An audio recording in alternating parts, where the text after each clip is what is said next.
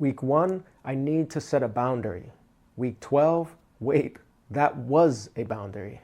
In the beginning, boundaries require conscious effort.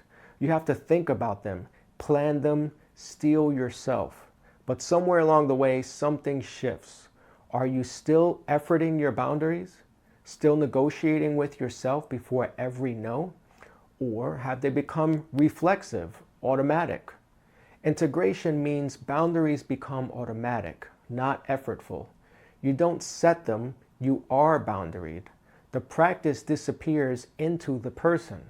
What happens if you stay in practice mode forever?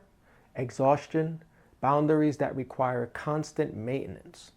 Or what opens up when they become who you are?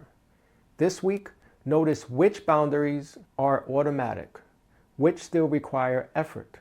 That's your next edge. Find out what's actually draining you through our free diagnostic, link in the bio.